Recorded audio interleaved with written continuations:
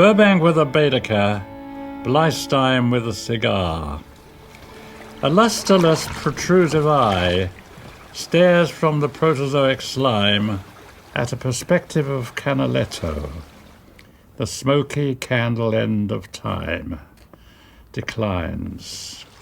On the Rialto once, the rats are underneath the piles, the Jew is underneath the lots, money and furs.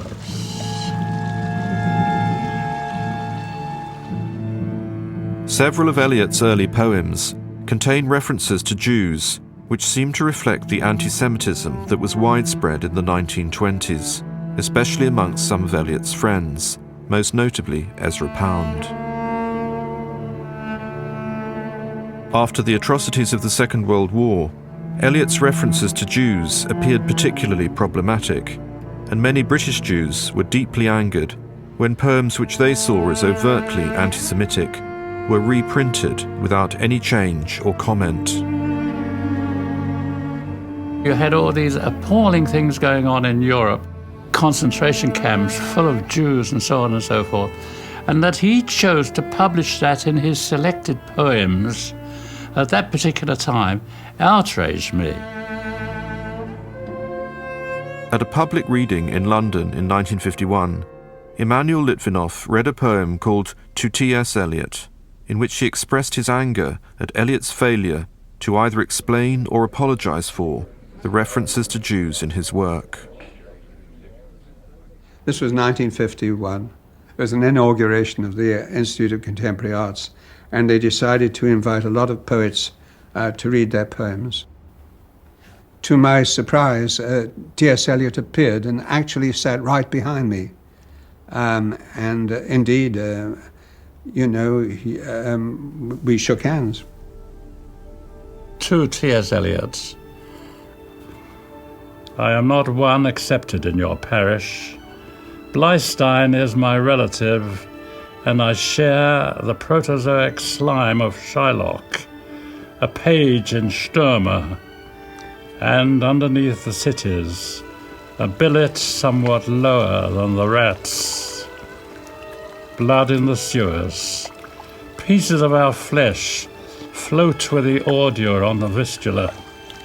So shall I say it is not eminence chills, but the snigger from behind the covers of history. The sly words and the cold heart, and footprints made with blood upon a continent. Let your words tread lightly on this earth of Europe, lest my people's bones protest.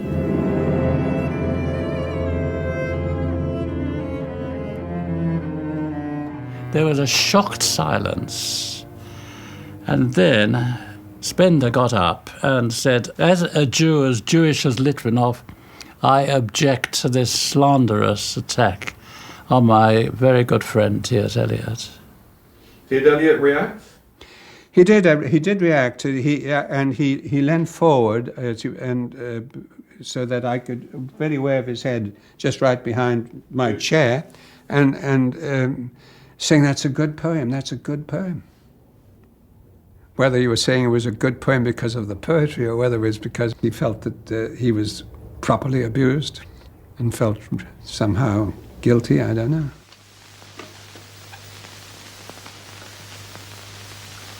Clever dogs. Clever dogs.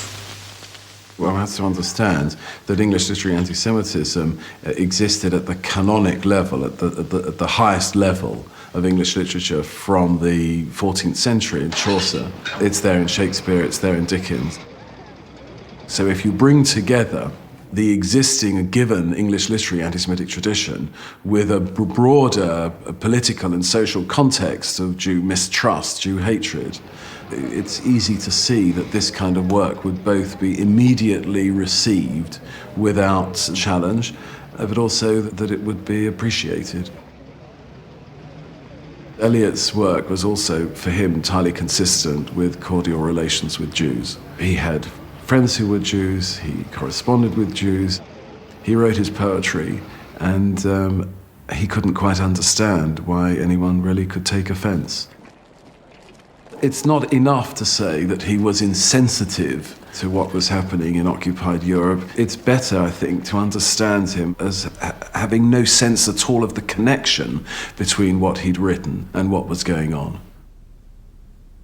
The accusation that Eliot was anti-Semitic resonates to this day and is a scar on his otherwise unparalleled legacy. Were you an admirer of Eliot?